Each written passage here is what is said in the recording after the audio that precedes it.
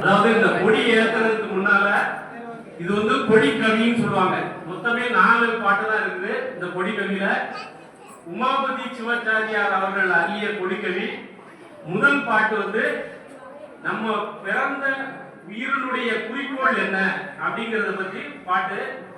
முதல் பாட்டு ஒளிக்கும் இருளுக்கும் ஒன்றே இடம் ஒன்று மேலில் ஒன்று ஒளிக்கும் என்கிறில் இருள் அறாது உள்உயிர்க்கு உயிராய் தெளிக்கும் அறிவு திகழ்ந்து உளதேனும் திரிமலத்தே குளிக்கும் உயிர் அருள் கூடும்படி கொடி கட்டினேனே. அதாவது இந்த ஒரு பாட்டு மட்டும் விளக்கம் சொல்லிடுறேன். இந்த பாட்டு கூட விளக்கம் என்னன்னா, ஒளிக்கும் இருளுக்கும் நம்ம ஆன்மாவானது 2 இது சேர்ந்து இருக்குது. அதாவது வந்து 2 ஒரு சக்திகள்.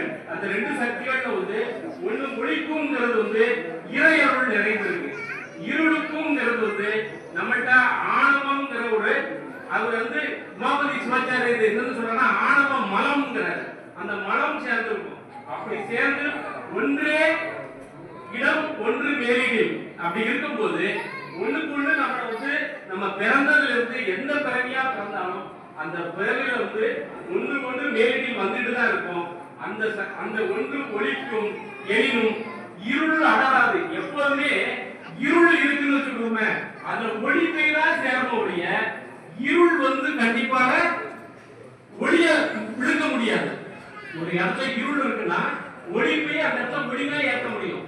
அதனால நம்ம உடம்புல நம்ம வந்து நல்ல எண்ணங்களை எண்ணி இறை அருளை எப்போதும் வேண்டி அந்த இறை அருள்ல இந்த இருளை நீக்கும்படி நம்ம வந்து இருள் அடராது உள் உயிர்க்கு உயிராய் தெளிக்கும் அறிவு திகழ்த்து. எப்படியே போனாலும் சரி, எப்படி நம்ம அறிவுல இருந்தாலும் சரி, அந்த இருளும் நம்ம வந்து சேரும். திருமலத்தே குளிக்கும் உயிர் அருள் அதெல்லாம் அழித்து அந்த ஆணவங்கிற மலத்தை அழித்து நம்ம உடம்புல திருவருளை ஏற்றுவதற்கு நம்ம குருமார்களும் நம்ம சிவாச்சாரியர்களும் அவர்களுடைய அறிவுரைகளை கேட்டு நம்மளுக்கு பல நூல்கள் இருக்கு. அதனுடைய பெரிய பெரிய பொருட்கள் எல்லாம் நம்ம புரிந்து கொண்டு குருவருள் கொண்டு நம்ம திருவருள் பெற்று நல்ல சிறப்பாக வாழுவதற்காக இந்த திருவிழா காலங்களில் நம்ம கொடியேற்றும் போது அந்த கொடி கட்டி அதுல இருந்து நம்ம வந்து குருவருளை பெற்று